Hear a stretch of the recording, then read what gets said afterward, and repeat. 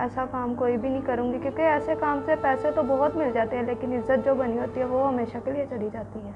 देखें, हम लोग अकेले रहते हैं तो शादी की बड़ी ऑफ़र करवाते हैं, हम शादी कर लेते हैं, ये करेंगे, आपका पूरा सपोर्ट करेंगे, लेकिन अभी तक बस अजीबो-गरीब लोग बातें करते हैं, क्योंकि आपको पता है माशरा जिस तरह का हमारा है, अजीबो-गरीब बातें ज़रूर करते हैं, लेकिन क्या करूँ, बर्दाश्त करनी पड़ती हैं, क्योंकि हमारे सर पे किसी का साया नहीं है। मेरी वालदा हैं, वो मज़ीद मतलब उनकी रोज़ बरोज़ तबीयत ख़राब होती है, तो जब तक डॉक्टर ने बताया जब तक वो हल ना होगा तो फिर मुश्किल हो जाएगी। मेरी अगर वालदा ना रही तो हमारे लिए और मुश्किल हो जाएगा, फिर हम तीनों बहन भाई क्या करेंगे, कहाँ जाएंगे, किसके दरवाजे पे। पहले भी हम लोग रेंट पे ही रह रहे हैं। इसी टाइम जब पैसे होते हैं मेडिसिन थोड़ी बहुत ही लेके टेम्परेरी कर लेती हूँ, लेकिन जब तकलीफ हद से ज़्यादा बढ़ जाती है तो फिर मुश्किल हो जाता है। यहाँ तक कि मैं अपनी वालदा के इलाज के लिए सारा घर का सामान भी बेच चुकी हूँ।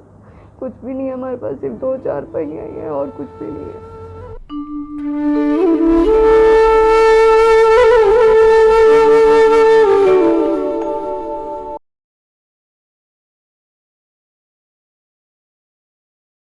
अस्सलाम वालेकुम नाज़रीन, मैं हूं आपका मेज़बान अहमद गौहर। नाज़रीन, आज जो स्टोरी हम आपके लिए लेके आए हैं बड़ी ही दिलखराश सी स्टोरी है। मेरे साथ 17 साला अलीना मौजूद है और ये छोटी बच्ची नहीं है, पूरे घर की ज़िम्मेदारी इस बच्ची ने अपने सर पे उठाई हुई है, क्योंकि वालिद सर पे रहे नहीं, वालदा बीमार हैं, घर पे पड़ी हुई हैं, इलाज ना होने की वजह से उनकी तबीयत मज़ीद बिगड़ती जा रही है। छोटी बहन है एक और एक छोटा भाई है, उन सब की कफ़ालत जो है ना ये बेचारी अकेली कर रही है। आइए इनसे बात करते हैं, इनसे जानते हैं। अस्सलाम वालेकुम। वालेकुम सलाम। अलीना, मुझे बताएं कि वालिद की डेथ कैसे हुई थी? मेरे पापा भी ऐसे ही दवाई वगैरह बीमार रहते थे, तो उनका भी हम लोग इलाज नहीं करवा पाए, तो काफ़ी देर बीमार रहे, वो सरकारी हॉस्पिटल में एडमिट भी रहे। तो फिर जब डॉक्टर ने उनका भी ऑपरेशन का बोला था तो उनकी ना टांग से मजबूर थे, तो ऑपरेशन ना करवाने की वजह से मेरे पास इतने पैसे ही नहीं थे कि मैं अपनी वालद का करवाऊँ। पहले तो मामा मेरे साथ करती थी काम थोड़ा बहुता, सही, ठीक है, फिर अब मामा भी बीमार हो गई पापा की डेथ के बाद, तो इसी वजह से पापा भी बीमारी की वजह से ही डेथ हुई थी पापा की। क्या बीमारी क्या थी उनको? पापा को कैंसर हो गया था। और अम्मी को क्या बीमारी है थी? मामा को हार्ट का मसला है। हार्ट का मसला है। हाँ जी। अच्छा, तो मामा का इलाज वगैरह चल रहा है? मामा का जहाँ तक तो मेरे से होता है, मैं थोड़ी बहुत ही दवाइयाँ ले देती हूँ, लेकिन डॉक्टरों ने उनको ऑपरेशन का बोला है, वो मेरे लिए अभी मुश्किल है, बहुत मुश्किल है अभी। डॉक्टर ने कितना खर्चा बताया कि वालदा का ऑपरेशन हो जाएगा तो सही हो जाएगी? 5-6 लाख रुपया लग जाएगा उनके ऑपरेशन पे भी, तो वो फिर तब जाके थोड़ी सी सही होगी। उसके बाद आपको पता है मेडिसिन की भी ज़रूरत होगी और फिर उनकी प्रॉपर केयर होगी, जो कि अभी तक मेरे से तो कुछ भी नहीं हो सका, क्योंकि मैं खुद अभी घर में ही काम करती हूँ किसी के, जो थोड़ा बहुत होता है वो मैं कर लेती हूँ दवाइयाँ तक, तो इतना अभी मेरे पास पैसे ही नहीं है कि मैं अपनी वालदा का इलाज करवाऊँ। क्या करती है अब, कैसे घर के खर्चे मैनेज होते हैं? मैं लोगों के घर में काम करती हूँ, एक घर है उनके घर काम करती हूँ, उनके बच्चे संभालती हूँ, उनकी बच्चों की देखभाल करती हूँ, तो वो महीने बाद पैसे देते हैं। कितनी पे है आपकी? 10,000। 10,000 है, तो 10,000 में घर का रेंट भी देना है, बिजली के बिल, गैस के बिल, अपना खाना किस तरह से मैनेज होता है?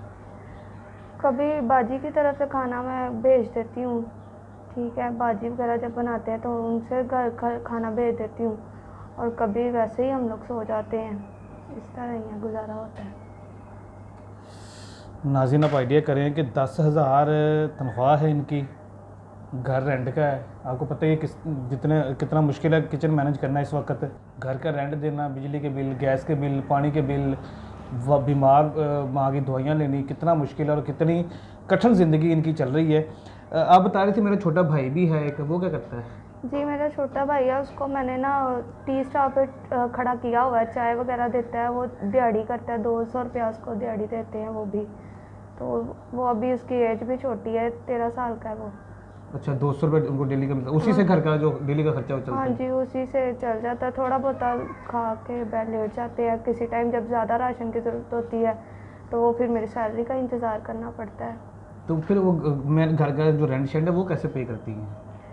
घर का रेंट तो बड़ी मुश्किल से ही पे होता है हमारा, कभी सैलरी जब मिल जाती है तो मैं थोड़ा बहुत दे देती हूँ, और फिर अम्मी की दवाई नहीं ली जाती जब मैं रेंट दे देती हूँ, वरना तो हमारा रेंट अक्सर ही लेट होता है और दिया ही नहीं जाता। कितने महीने का रेंट है जो अभी तक नहीं दिया आपने? कम से कम 3-4 महीने का रेंट है जो अभी तक नहीं दिया हम लोगों ने। मकान मालिक रोज़ धमकी लगाता है, कहता है आप लोग को निकाल के सामान समेत ताला लगा देंगे। मुझे लीना ये बताएं कि माशाल्लाह से आप जवान हैं, ठीक है, वो साल 1.5 साल बाद 2 साल बाद आपकी शादी की उम्र हो जाएगी, तो क्या सोचा है आगे, किस तरह से ज़िंदगी चलेगी? वालदा बीमार पड़ी हैं, इलाज के लिए पैसे नहीं हैं, छोटा भाई है, छोटी बहन है, जिम्मेदारी सारी आपके अपने ऊपर है, आपकी शादी की उम्र भी हो गई है, क्या सोचा आगे, कैसे चलेगी ज़िंदगी? जी, मैंने तो अभी इसके बारे में कुछ भी नहीं सोचा, क्योंकि घर के हालात इस तरह के हैं कि मैं अभी कुछ और सोच ही नहीं सकती। अगर मैं शादी कर लेती हूँ तो फिर अपनी वालद वगैरह को, वालदा को और फिर बहन भाइयों को कैसे कैसे देखूँगी, क्योंकि ज़ाहिर है शौहर ने तो नहीं ना इतना कर सकेगा मेरा कि उनको भी देखे। वो तो सिर्फ मेरे तक करेगा, मेरी जिम्मेदारी उठाएगा, वो तो नहीं ना मेरी वालदा का इतना इलाज करवाएगा या मेरी बहन को सपोर्ट करेगा। इसलिए अभी तक मैंने शादी का कोई डिसीजन भी नहीं लिया। हमारा पहले ही नहीं है, क्योंकि पापा के डेथ के बाद चाचू लोग वगैरह सब हाथ हमसे उठा गए, क्योंकि खर्चे का ज़ाहिर है कौन किसी का करता है, अपने अपने घर वाले हैं वो। और मेरी वालदा है वो मज़ीद मतलब उनकी रोज़ बरोज़ तबीयत ख़राब होती है, तो जब तक डॉक्टर ने बताया जब तक वो हल ना होगा तो फिर मुश्किल हो जाएगी मेरी। अगर वालदा ना रही तो हमारे लिए और मुश्किल हो जाएगा। फिर हम तीनों बहन भाई क्या करेंगे, कहाँ जाएंगे, किसके दरवाजे पे? पहले भी हम लोग रेंट पे ही रह रहे हैं। जब आपके वालिद ज़िंदा थे उस वक्त भी यही हालात थे या उस वक्त ठीक था? नहीं, उस वक्त तो इतने बुरे हालात नहीं थे, और ना ही मैं किसी के घर में काम करती थी। रेंट पे रहते थे लेकिन घर में काम नहीं करती थी, क्योंकि कौन वालिद चाहता है कि मेरी बेटी बाहर जाए किसी के घर में काम करे। तो मैं उस वक्त तो हम घर पे ही थे। मतलब हालात थोड़े मुश्किल थे लेकिन इतने मुश्किल नहीं थे कि बिल्कुल ही खाने को ही ना कुछ हो। कभी कोई ऐसी वाक़या आपके साथ हुआ, किसी ने कोई गलत बात की हो आपसे या कोई इस तरह का मामला करें? देखें, हम लोग अकेले रहते हैं तो शादी की बड़ी ऑफ़र करवाते हैं, हम शादी कर लेते हैं, ये करेंगे, आपका पूरा सपोर्ट करेंगे। लेकिन अभी तक बस अजीबोगरीब लोग बातें करते हैं, क्योंकि आपको पता है माशरा जिस तरह का हमारा है, अजीबोगरीब बातें ज़रूर करते हैं। लेकिन क्या करूँ, बर्दाश्त करनी पड़ती हैं, क्योंकि हमारे सर पे किसी का साया नहीं है। अभी आपको वालदा के इलाज के लिए पैसों की ज़रूरत है और आपकी अपनी शादी के लिए ज़रूरत है?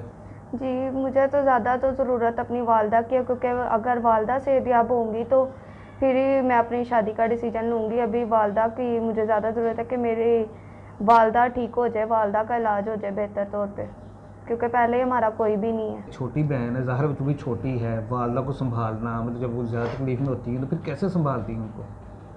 देखें, मुझे जब वो फ़ोन करती है फिर मुझे ज़ाहिर है आना पड़ता है अपनी वालदा को। जब मतलब किसी टाइम जब पैसे होते हैं मेडिसिन थोड़ी बहुत ही लेके टेम्परेरी कर लेती हूँ, लेकिन जब तकलीफ़ हद से ज़्यादा बढ़ जाती है तो फिर मुश्किल हो जाता है। यहाँ तक कि मैं अपनी वालदा के इलाज के लिए सारा घर का सामान भी बेच चुकी हूँ। कुछ भी नहीं है हमारे पास, सिर्फ 2-4 पहिए ही हैं और कुछ भी नहीं है। सामान तक बेच चुकी हैं घर का? जी। नाज़रीन आप आइडिया करें, ज़ाहिर है मैं बड़ी अच्छी तरह समझ सकता हूँ इस सिचुएशन को कि जब आपके पास कोई सहारा नहीं होता, आपको कोई दिलासा देने वाला नहीं होता, आपको कोई मतलब इस तरह की मजबूरी बन जाती है, फिर इंसान के पास यही एक रास्ता होता है कि वो जो घर का सामान है, जो कीमती चीज़ें हैं वो बेच के जो है ना वो ज़ाहिर जान बचाना जो है ना वो मतलब ज़्यादा ज़रूरी होता है। लीना मुझे बताएं कि अक्सर हमने देखा है कि मतलब इस तरह की मजबूरी वगैरह हो या कुछ इस तरह का मामला हो तो लड़कियाँ अक्सर जो है ना गलत रास्ते पे चली जाती हैं, कभी आता है माइंड में? देखें, मेरे माइंड में अभी फ़िलहाल तो इस तरह का नहीं आता कोई भी, क्योंकि वालदा ने कहा हुआ है, शुरू से ही कहते थे बेटा थोड़ा खा लो लेकिन सब्र से खा लो, क्योंकि हम अच्छी फैमिली से ताल्लुक़ रखते हैं। अगर आया भी तो मैं ऐसा काम कोई भी नहीं करूँगी, क्योंकि ऐसे काम से पैसे तो बहुत मिल जाते हैं लेकिन इज़्ज़त जो बनी होती है वो हमेशा के लिए चली जाती है। चलें जी, हमारी दुआएं आपके साथ हैं, अल्लाह पाक आपको सब्र दे। और नाज़रीन आपसे भी गुजारिश है कि छोटी बच्ची है, अभी 17 साल इसकी एज है, और जैसे मैंने पहले बताया कि सारे घर की ज़िम्मेदारी इस बेचारी के कंधे पे है, और जितना इससे हो सकता है, जिस तरह ये कर सकती है बेचारी कर रही है और अपने घर को लेके चल रही है।